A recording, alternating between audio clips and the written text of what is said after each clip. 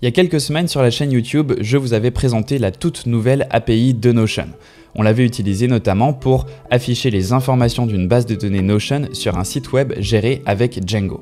Cette semaine, je vous propose un cas de figure encore plus concret puisqu'on va utiliser une base de données Notion pour afficher des nouvelles sur le serveur Discord. Donc les annonces qu'on fait toutes les semaines.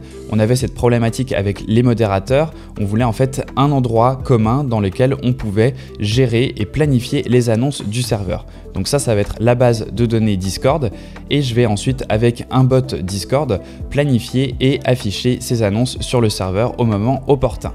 Donc j'ai fait la première partie du script, ça fonctionne, je vous propose qu'on regarde ça ensemble et qu'on continue après pour rajouter les derniers éléments du script qui vont me permettre de planifier et d'envoyer automatiquement ces annonces sur le serveur et tout ça donc grâce à l'API de Notion et l'API de Discord.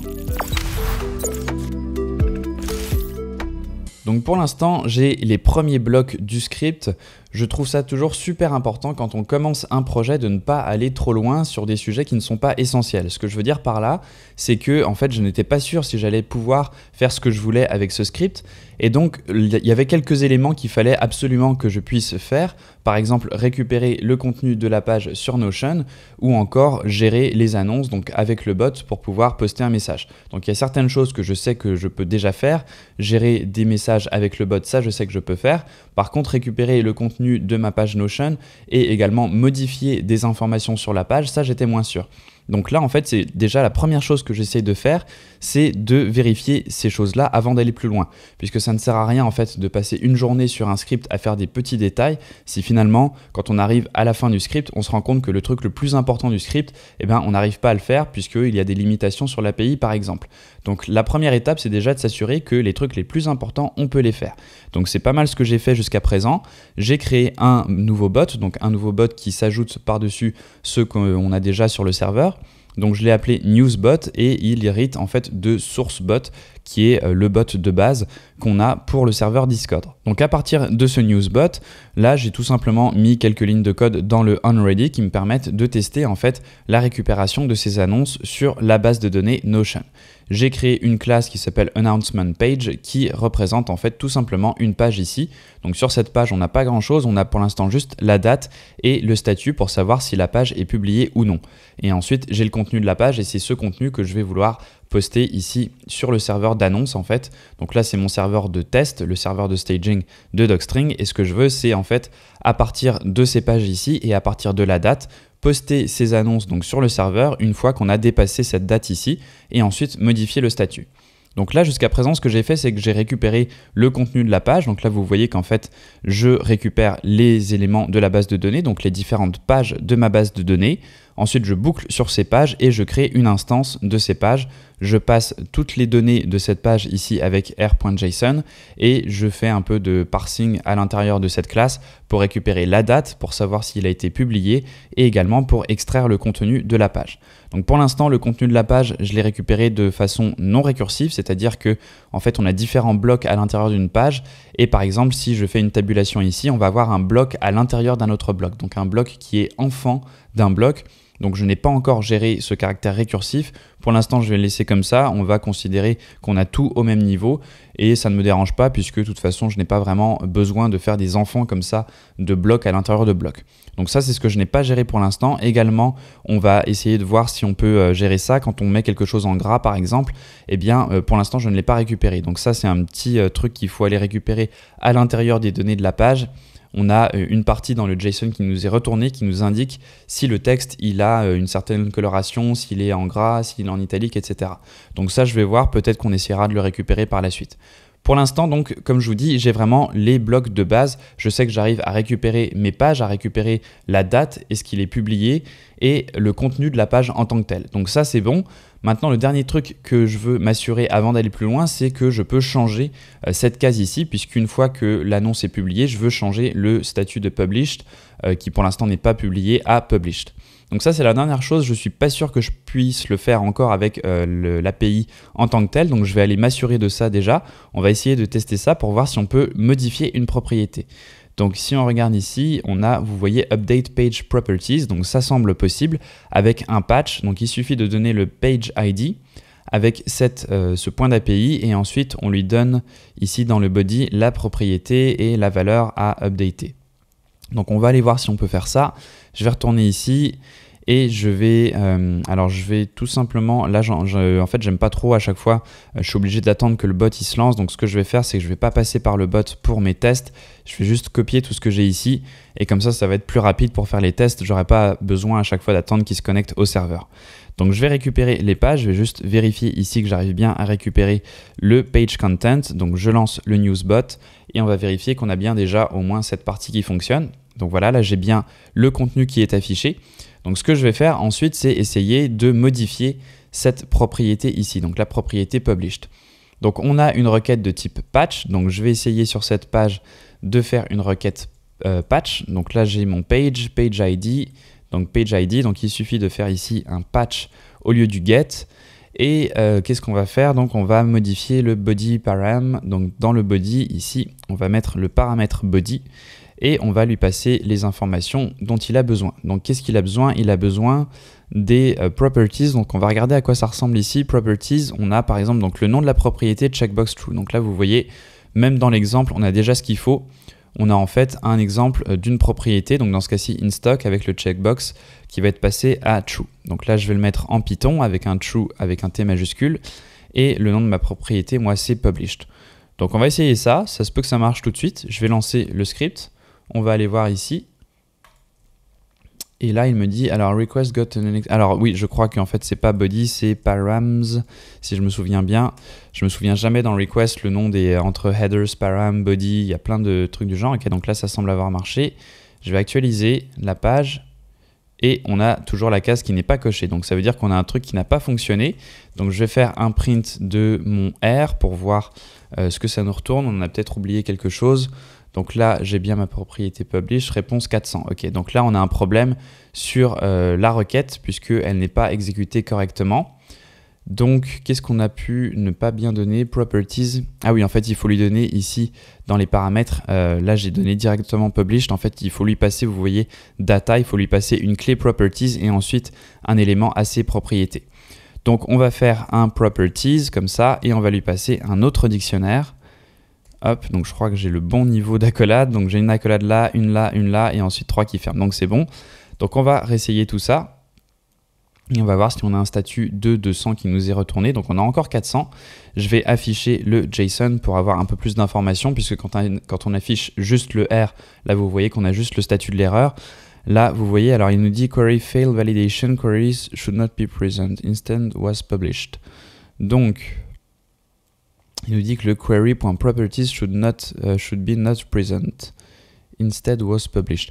Alors là, je pense que en fait, ce qu'on a des fois, là vous voyez, le data, il le passe directement sous forme de chaîne de caractères. Donc ça, c'est toujours le problème avec les requests. Je sais jamais trop si faut passer ça sous forme de chaîne de caractères ou si on peut le passer sous forme de dictionnaire directement. Ça dépend des API. Il y a des API où on peut passer ça sous forme d'un dictionnaire Python. Il y a des API qui ont besoin d'avoir en fait tout ça sous forme de chaîne de caractères. Donc sous cette forme en fait ici. Donc je vais déjà essayer de le copier. On va prendre tout ça, toute cette chaîne de caractères. On va remplacer avec les bonnes valeurs. Donc là, on va mettre notre published à la place du in stock, comme ça. Je vais le mettre dans une variable et on va lui passer cette variable ici, donc la variable D. Et on va tester, on va voir si ça fonctionne avec ça. Et si c'est le cas, eh bien après on pourra, on pourra même directement utiliser cette chaîne de caractères puisque dans ce cas-ci, on sait déjà ce qu'on veut modifier. Donc là, ça ne semble pas fonctionner, donc je ne sais pas trop pourquoi.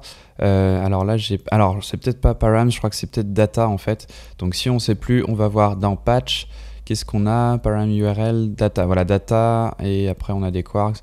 Ok, donc en fait, je pense que je m'étais juste planté dans le nom du paramètre ici, donc je vais mettre data à la place. Je vais réessayer avec tout ça, et on va voir si ça marche. Alors là, j'ai quelque chose. Alors bon, je vais faire un pprint. On pourrait faire du debug, là je fais juste des prints pour l'instant, puisqu'on a juste une ou deux informations à afficher. Donc là, ok, ça semble marcher, on n'a plus d'erreur. Donc properties, là il nous retourne la page. Donc je vais aller voir ici dans ma base de données si la propriété a bien été mise à jour. Ce n'est pas le cas. Donc on n'a plus d'erreur, mais ça ne fonctionne pas. Donc ça c'est le genre de truc un peu problématique. Quand on n'a pas d'erreur et que ça ne marche pas, c'est un petit peu difficile de savoir pourquoi. Donc on a bien un retour. Properties, donc je vais essayer Là, ok, là, donc là, je l'avais donné en chaîne de caractères. On va essayer de le passer comme ça directement. Donc cette fois-ci en objet. On va voir si ça marche. Normalement, il devrait nous retourner les informations. Donc là, on a encore published checkbox false. Donc ça doit encore être pas coché. C'est le cas. Donc là, je ne sais pas trop. Je vais faire encore quelques tests. Et si je ne trouve pas, je chercherai de mon côté et je vous remettrai ça à la fin de la vidéo pour qu'on ait la solution. Là, je suis encore en false.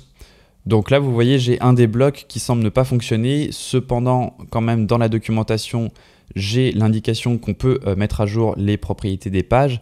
Donc même si je n'y arrive pas pour l'instant, là c'est juste pour pas passer 20 minutes juste sur cette partie de la vidéo, je regarderai de mon côté et je vous donnerai la solution à la fin de la vidéo pour que vous puissiez voir comment on peut mettre à jour ces propriétés, mais ça ne m'inquiète pas trop, ça semble être faisable. Donc là c'est juste en fait, il faut que je trouve exactement comment on peut faire. Est-ce que j'ai oublié un truc? Est-ce que j'ai fait une faute de frappe? C'est peut-être juste un petit problème du genre. Donc je vais regarder ça et je vous remets la solution à la fin de la vidéo. Donc pour l'instant, on va continuer. On va considérer qu'on peut donc modifier cette propriété. Et ce que je vais vouloir faire maintenant, c'est poster ces informations sur le serveur d'annonce. Donc ce qu'il faut que je fasse en fait, c'est que par exemple, toutes les minutes, j'aille regarder s'il y a une annonce à publier. Alors je pense que je pourrais le faire différemment parce que je pense que je peux également récupérer, j'ai pas encore vérifié, mais je crois qu'avec l'API, on peut avoir en fait un webhook qui va, un webhook ou n'importe quoi qui va en fait être déclenché dès qu'on va changer une propriété. Donc ça pourrait être fait automatiquement. Par exemple, quand je change la date et l'heure ici, eh bien, avoir le script qui va détecter ces changements et publier l'annonce. Moi, ce que je vais faire dans ce cas-ci, c'est plutôt, puisque je pars d'un bot Discord, mettre une méthode dans mon bot qui va regarder, par exemple, toutes les 5 minutes s'il y a une annonce à publier. Et si c'est le cas, eh bien, il va la publier sur le serveur. Donc pour ça, en fait, je vais me baser sur la date. Ce qu'il va faire, c'est qu'il va regarder toutes les annonces qu'on a sur cette page. Il va regarder la date et si la date elle est après en fait le jour d'aujourd'hui, eh bien il va la publier. Donc en fait en disant ça, je me dis que ça va peut-être poser problème puisque si on planifie à l'avance plusieurs éléments, plusieurs annonces, du coup il pourrait les publier toutes d'un coup. Donc ce qu'on va faire en fait, c'est que je vais rajouter une propriété, je vais rajouter une propriété ready, donc une propriété qui va dire en fait que l'annonce est prête à être publiée. On va récupérer uniquement les annonces qui sont prêtes à être publiées et on va regarder si la date de ces annonces, elle est après en fait la date qu'on a en ce moment. Donc je vais créer une nouvelle propriété, on va faire un checkbox et je vais l'appeler ready tout simplement. Et je vais rajouter du coup dans mon code la récupération de cette checkbox. Donc on va faire à peu près ce qu'on avait ici, voilà, avec le published. Je vais tout simplement le copier, le coller et à la place de published, on va mettre ready. Donc je change l'attribut. Donc ready, ça va nous permettre de savoir si l'annonce est prête à être publiée. Et ce que je vais faire, c'est, donc là je suis toujours ici, on va enlever ça pour l'instant et je vais tout simplement vérifier. On va faire une vérification. Alors où est-ce que je peux le faire? Je pourrais le faire ici dans la classe. Je réfléchis en même temps que je vous parle, du coup je vais le faire dans la classe. On va faire une méthode isReady. Et dans cette méthode, on va regarder donc est-ce que self.ready est vrai, donc est coché, et est-ce que la date est après la date actuelle. Donc ce que je vais faire, c'est déjà récupérer la date actuelle, donc la date et l'heure. Donc pour ça, on va utiliser datetime que j'ai déjà importé ici. Et on va utiliser datetime.now. Donc je vais l'appeler now tout simplement, et on va faire datetime.now. Et ensuite, on va pouvoir vérifier ce now avec le datetime, donc le date ici que j'avais récupéré sur ma page Notion. Donc on va faire now, on va dire print now, est-ce que now est plus petit que self.date tout simplement. Et je pense que ça devrait marcher puisque datetime.now, ça va nous retourner à la fois la date et l'heure, puisque là on utilise datetime, donc on pourrait utiliser date.now, et si on fait datetime.now, on va avoir la date et l'heure. Et ensuite, je vais pouvoir comparer ces dates normalement juste avec un opérateur de comparaison. Donc, on va vérifier est-ce que la date et l'heure de tout de suite, elle est inférieure à la date de la page. Et si c'est le cas, ça veut dire que, eh bien, si je ne me trompe pas, la page... Non, en fait, c'est l'inverse. Je crois que c'est l'inverse. Ça veut dire en fait donc qu'il faut que, là par exemple, je veux publier une annonce aujourd'hui à 9 h. Donc là, il est 6h42 au moment où j'enregistre. Je suis matinal. C'est pas vrai, en fait, c'est juste qu'il y a des travaux à côté et du coup, je suis obligé d'enregistrer tant qu'ils font pas de bruit. Mais je déteste travailler le matin. Fin de la parenthèse. Donc là, en fait, ce que je dois vérifier, c'est est-ce que donc c'est ready et est-ce que l'heure actuelle est supérieure en fait à l'heure de la date. Donc c'est l'inverse. Est-ce que l'heure actuelle est après la date de publication et si c'est le cas, eh bien on publie. Donc je vais tester tout ça. On va faire un print de annonce.isReady. Et pour l'instant, ça ne devrait pas être le cas. Là, on est à, il est 6h43, donc can compare offset naive and offset aware. Alors, j'ai jamais eu cette erreur. On va se faire un petit peu de debug. On va faire un point de debug ici. Je vais mettre un print juste au cas où quand même. Hop, et on va lancer le debug. Et on va voir ce que nous retourne now. Donc, on a notre self avec le date. Donc là, on a bien un objet datetime. Et si j'avance, on va voir notre now qui est un objet datetime. Donc on a bien le date, tout ça, avec l'heure, donc 6 heures, c'est bon. Et le date ici, c'est un datetime aussi. Donc qu'est-ce qu'il me dit? Naïve, j'ai jamais vu cette erreur. Pourtant, on a bien des objets datetime dans les deux cas, avec des heures, des minutes, des secondes. Donc il devrait pouvoir nous convertir tout ça. Et là, on a les minutes. Non, ça c'est le months, minutes, hour, ok. Donc je sais pas pourquoi on n'arrive pas à comparer. Je vais essayer de revoir l'erreur qu'on avait, puisque là je ne vois pas de quelle erreur il s'agit. Donc là, qu'est-ce qu'on fait quand on ne sait pas, quand on a une erreur en fait qu'on ne connaît pas? Eh ben on va chercher sur Google, bien sûr. Donc can compare, hop, datetime object is nice. This can be done using... Ah ok, je crois que c'est le problème en fait, c'est que c'est le problème de time zone.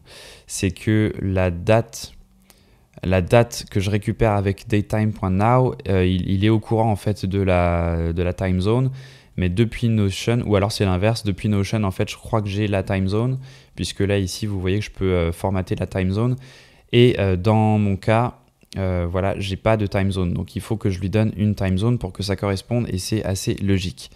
Et vous voyez, hop, on a un Django. Alors là c'est Django, donc ça ne nous concerne pas. Ok, donc je pense que la première option ici, alors PyTZ, donc c'est un peu chiant. En fait, il faut, c'est normal, il faut qu'on ait des trucs qui soient, qui correspondent avec la time zone. Donc je vais essayer de regarder, est-ce qu'avec datetime, time zone, now, est-ce qu'on peut récupérer ça? Donc il semble qu'il faille utiliser PyTZ, donc je ne sais pas si c'est un module qu'il faut installer en plus. PyTZ, je vais essayer juste, hop, on va ouvrir un terminal, on va importer PyTZ. Ok, il est dispo de base. Donc PyTZ, qu'est-ce que c'est que ce truc? Datetime now, PyTZ, UTC. Donc UTC, on va refaire un test ici dans mon terminal. From datetime import datetime, n égale datetime.now. Et qu'est-ce qu'il nous donnait? Ok, datetime.now, PyTZ, UTC. Et donc là, si je fais n, on a 6h10, 6h... Non, le 6, 6, 10, 4... Ok, non, 10, 6, ok, 6 c'est le mois, donc on est en juin, je confonds avec les heures. Et là, on a 4, ok, donc c'est bien ce que je pensais. UTC, c'est l'heure de Londres, je crois, donc on est à 2 heures de décalage. Donc moi, en fait, il faut que je donne UTC plus 2. Donc on va aller voir ce module PyTZ, je ne sais pas du tout ce que c'est.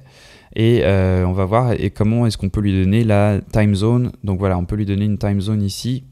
PyTZ, ok, donc moi j'aimerais bien lui donner un time zone avec plus 2, donc UTC plus 2 normalement. On va voir comment est-ce qu'on peut lui donner ça. Localize, DT, convert between time zone. Alors là, ce que j'aime bien faire dans ce cas-ci, c'est faire un dir de PyTZ. Et vous voyez, donc là on a UTC, on a time zone, donc on n'a pas un truc genre UTC plus 2. On a all time zone, donc je vais essayer ça, je vais faire pytc.allTimeZones. Et là, vous voyez, ça nous retourne toutes les time zones qui sont disponibles. Donc là, on devrait retrouver normalement un truc du genre Europe ou ETC, ETC, UTC. Donc je vais essayer de chercher Europe, Paris, Europe, Dublin, Madrid, Minsk, Paris. Ok, Europe, Paris. Voilà. Donc, je vais essayer de lui passer ça. On va essayer, voilà, on peut faire normalement from PyT zone. Ok. Donc, je pense qu'on a tout ici. On va faire from PyTZ import time zone. Et ensuite, je peux faire time zone et lui passer donc ce que j'avais, donc le Europe, Paris, que je vais retrouver quelque part ici, Europe, Paris. Donc ça va nous permettre de créer normalement, voilà, une time zone. Et ensuite, qu'est-ce que j'avais ici? J'avais, voilà, donc là, on devrait pouvoir lui passer tout ça ici avec time zone Europe Paris à notre datetime.now. Voilà, et si je fais N, c'est bon, j'ai bien 6h47. Donc vous voyez, un petit terminal, c'est toujours pratique pour aller tester toutes ces choses. Un cas précis de comment résoudre un problème. J'ai une erreur, je ne l'ai jamais vue, je cherche, je tombe logiquement sur Stack Overflow, j'ai un bout de solution, je fais des tests de mon côté dans un terminal très rapide, dans un shell en fait, dans un terminal, enfin dans un interpréteur Python dans un terminal.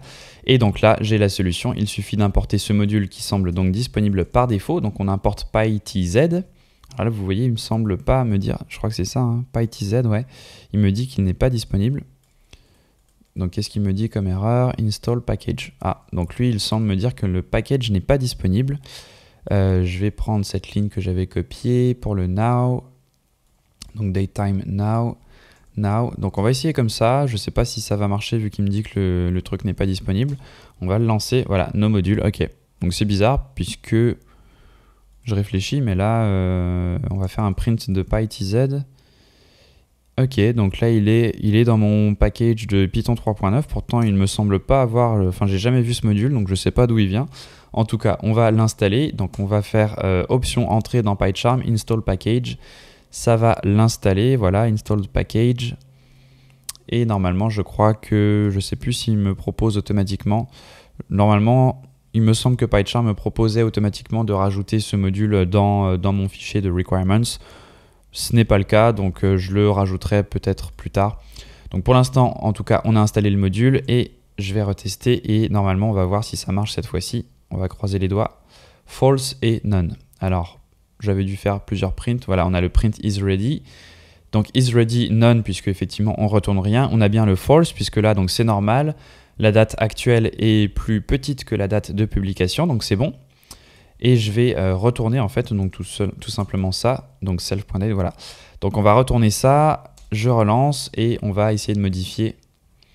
Donc là on a false, is ready, false, donc c'est normal et je vais modifier la date. On va mettre à la place de 9h, on va mettre 5h du matin. Et là normalement on devrait avoir un true et je vais en profiter pour boire. Voilà, donc là on a bien le true puisque on a le temps qui est dépassé, donc 5h et il est 6h50. La dernière chose à vérifier, c'est par contre qu'on ait bien le ready qui soit coché. Donc je vais mettre un end and self.ready. Donc on veut vérifier ces deux choses. Est-ce que la date est passée et est-ce que c'est ready à être posté? Donc là, ce n'est pas le cas. Si je coche ready et que je relance, là, normalement, voilà, on a bien le true. Et si je passe l'heure donc à 9h, là, le post est prêt à être publié, mais on n'a pas encore, la date n'est pas dépassée. Donc là, on a bien false. Ok, donc ça fonctionne, c'est parfait. On a tout ce qu'il faut, on a le mécanisme qui est en place, c'est-à-dire qu'on va pouvoir savoir en fonction de la date et de cette checkbox si on doit, oui ou non, publier ces données. Donc maintenant qu'on a ça, on va pouvoir faire l'annonce. Normalement, on a tout ce qu'il faut, puisque là, en fait, il ne me reste plus qu'à poster. Alors, je vais rajouter en fait le petit timer. Donc ça, je l'avais quelque part dans un des bots. Je vais aller voir dans Docbot, je sais que je l'ai quelque part, voilà, task.loop. Donc vous voyez, on réutilise du code puisqu'on ne peut pas se souvenir de tout. Donc là, je vais faire un task.loop, il n'est pas importé, je vais l'importer et ça vient de Discord. Et on va mettre ici un temps en minutes et on va mettre 1 minute, allez. Et je vais l'appeler, on va l'appeler check for announcements, comme ceci. Et je vais enlever tous ces trucs-là. Et pour l'instant, juste mettre un pass. Donc là, toutes les minutes, en fait, on va vérifier est-ce qu'il y a une nouvelle annonce à poster ou non. Et donc, je vais prendre tout ce code-là et je vais le mettre à l'intérieur ici. Donc, qu'est-ce qu'on va faire toutes les minutes? On va récupérer toutes les informations dans notre base de données. On va récupérer les pages. Alors là, ça va peut-être être un petit peu long. Extract content, je vais l'enlever. Je vais l'enlever de là. Et je vais le faire uniquement si on a une annonce prête à être publiée, puisque ça c'est potentiellement un peu long si on doit récupérer sur toutes les pages tous les blocs, etc. Et tant qu'en fait tant qu'on ne sait pas si on doit publier l'annonce, ça sert à rien de récupérer le contenu. Donc là, je vais juste récupérer les annonces et faire un if announcement.isReady. Donc si le post est prêt à être publié, eh bien on va le publier. Donc là, je vais faire. Qu'est-ce que je vais faire? Je vais aller. On va le faire. On est prêt, on a tout ce qu'il faut. Donc on va récupérer le channel de announcement qui est dans mon bot quelque part. Donc ça doit être dans mon bot de base, si je me souviens bien, dans le source bot. Voilà, j'ai mon channel announcement. En fait, je ne l'ai pas récupéré, vous voyez, puisque je crois que je ne fais rien avec ça. Donc il s'appelle annonce. Donc je vais créer une nouvelle variable et on va l'appeler channel et announcement. Et on va vérifier qu'on a annonce, non pas announce, annonce, voilà, annonce dans le nom du channel et ça devrait être suffisant. Et ensuite on va pouvoir utiliser donc hop, là qu'est-ce que je faisais, bienvenue catégorie, je sais plus, ah non là je suis dans le bot onboard, donc je vais aller revenir, ok ici. Et on a donc notre self.channel announcement, c'est bon. Et je sais plus si j'ai besoin de le récupérer. Là, ah oui, je fais le get channel. Le get channel, je le fais dans le onReady. Donc normalement, j'ai accès à ces channels, donc ça devrait être bon. Donc je vais prendre cette channel et on va faire un send, je sais plus ce que c'est, send tout simplement. Et on va faire un send de texte, de page content. Et page content, avant ça, il faut extraire le contenu, puisque page content, je le récupère uniquement quand j'extrais le contenu. Donc là, j'avais fait une méthode qui était privée, je vais la rendre publique, puisque je vais l'utiliser en dehors de mon announcement. Donc ce qu'on va faire, c'est que si on a une annonce à poster, bah, je vais faire un un.extract_content. Donc on va extraire le contenu de la page et on va l'envoyer dans le channel announcement. Donc là, j'ai... il faut que je le await, puisque je suis dans une coroutine avec le sync ici. Donc normalement, on a tout ce qu'il faut, je crois. Donc on va aller vérifier, enfin on va faire un test tout simplement. Alors je vais enlever le code ici et on va à la place lancer notre bot. Et là j'ai mis minutes, on va mettre seconds et on va mettre toutes les 5 secondes. Et pour l'instant, alors on va mettre toutes les 20 secondes, puisqu'en fait pour l'instant je n'ai pas encore fait le truc qui va me permettre de changer le statut à publier, et ça en fait effectivement c'est quelque chose qu'il va falloir qu'on regarde. Il va falloir également dans le isReady qu'on vérifie si le truc a déjà été publié ou non, puisque s'il a été déjà publié on ne veut pas le republier une nouvelle fois. Donc pour l'instant je ne vais pas mettre un timer trop long, enfin trop court plutôt. Je vais garder 20 secondes comme ça en fait, juste pour, bon là c'est pas très grave, hein, j'ai rien dans ma page et je suis sur le serveur de test, mais je veux pas poster plein d'annonces à la suite. Donc on va déjà tester ça, je vais le lancer, je vais pas aller plus loin. On va déjà tester si tout ça fonctionne. Et si en fait on a une annonce qui est prête à être publiée normalement, donc ce n'est pas encore le cas en fait, là je vais le remettre à 5h du matin, puisque actuellement l'annonce n'est pas prête à être publiée. Donc je relance, et là normalement tout est bon, c'est en ready. Et on va aller voir dans annonce si ça poste quelque chose. On va croiser les doigts. Pour l'instant, ça ne poste rien. Et là, vous voyez, j'ai pas fait de debug, j'ai pas mis de print, rien du tout. Donc, je n'ai aucune idée si ça fonctionne. Là, alors on va peut-être attendre les 20 secondes, voilà. Parce que je sais pas en fait. Ah oui, non, il faut que je starte le. Voilà, c'est pour ça. Je sais pourquoi. C'est parce que quand on fait une task, il faut la partir. Donc, je vais aller voir dans le docbot. On va aller voir ce truc là, voilà, il faut le partir ici dans le onReady. Donc dans le onReady ici, on va partir notre check for announcement. Et on va, je vais pas faire un debug, là je vais juste faire des prints parce que je veux pas qu'il s'arrête à chaque fois. Donc je vais faire un print checking for announcement. À terme, je rajouterai, j'ai un logger dans ce bot, donc je mettrai des logs pour que ce soit logué dans le fichier de log. Et ici, on va dire announcement, c'est vraiment dur à écrire. An announcement en français, announcement is ready. Ok, donc je relance tout ça. Normalement, on part notre task. Voilà, checking for announcement. Voilà, et là, on a entendu la petite notification. Voilà, everyone, hello, le Discord. Donc c'est génial, ça fonctionne. Et là, normalement, donc comme il ne change rien, je pense que toutes les 20 secondes, il va publier l'annonce. Puisque, comme je vous avais dit, en fait, on n'a pas changé le statut published. Donc là, on va attendre un peu, voilà, checking for announcement, announcement is ready, et il reposte. Donc ça fonctionne, c'est super, je suis trop content. Maintenant, il va rester en fait uniquement à modifier le statut et à rajouter ici, on va mettre end not self.published. Et je vais mettre un timer de 5 secondes et on va tester à la main pour l'instant. Je fais lancer le bot. Donc là, normalement, il devrait faire le everyone hello le Discord. Voilà. Et là, je vais cliquer sur published à la main. Et là, il ne devrait pas republier. Voilà. Ça semble fonctionner. Voilà, checking for announcement. Et là, il ne republie pas puisque là, j'ai modifié le published et dans notre condition, on a rajouté le not published. Donc, c'est super, ça fonctionne. Je suis vraiment, vraiment content. Et on va, donc en fait, le seul truc qui reste, normalement, c'est de modifier, plutôt que de le faire à la main ici, bien sûr, de modifier cette propriété. Donc, c'est le petit bout de code qu'on n'arrivait pas à faire tout à l'heure. Donc je vais pas passer 1 heure puisque ça se peut que ce soit long. Donc je vais couper la vidéo là, je vais chercher de mon côté et je vais vous expliquer pourquoi ça ne marche pas une fois que j'aurai trouvé la solution, en espérant que je la trouve.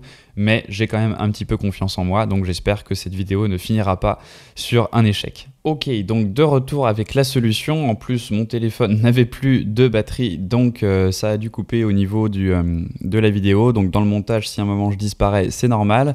Vous aurez juste plus ma petite tête en bas de la vidéo, c'est pas bien grave. Donc là, j'ai trouvé la solution en fait pour la mise à jour des propriétés. Donc comme je dis, c'est toujours un peu, je sais jamais trop, il faudrait que je me renseigne un peu plus là-dessus parce que des fois, en fait, je peux passer directement le dictionnaire, des fois non. Là, dans ce cas-ci, en fait, ce qui a fonctionné, c'est de passer donc directement dans Data une chaîne de caractères et également, alors j'ai même pas vérifié en fait si c'est ça qui faisait finalement la grosse différence ou pas. J'ai rajouté le content type application JSON puisque ici, vous voyez, on envoie ici le content type, on change le content type dans le header. Et j'ai même pas regardé si je l'enlève, si ça fonctionne toujours. Donc je vais enlever mon published, je vais relancer ça et on va voir si ça se met à jour. Et non, vous voyez, ça ne se met pas à jour. Donc c'est bien ça en fait, il faut bien préciser le content type puisqu'on envoie des données qui sont sous format JSON. Donc on précise le content type, on dit que c'est application JSON et ensuite ici on envoie les données sous forme de chaîne de caractères. Si j'envoie tout ça comme ça, donc avec le true, là ça ne fonctionne pas. Vous voyez en fait, si je vais m'assurer, voilà, j'ai pas le published, je relance, là j'envoie ça, ça semble fonctionner, mais il me semble, si j'ai bien fait mes tests tout à l'heure, là c'est un petit peu long, voilà, vous voyez, on a error parsing JSON body. Donc là en fait il n'arrive pas à parser, donc à comprendre ces informations ici, puisque moi je lui donne un dictionnaire Python.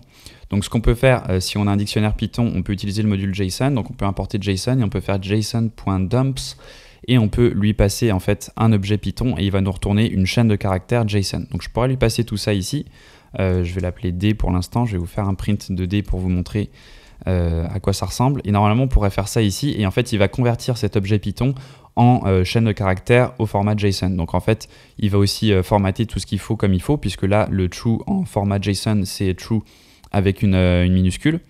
Donc il va faire tout ça pour nous et normalement donc ça nous permet de nous avoir des données Python qui sont voilà, vous voyez, je pense que ça marche.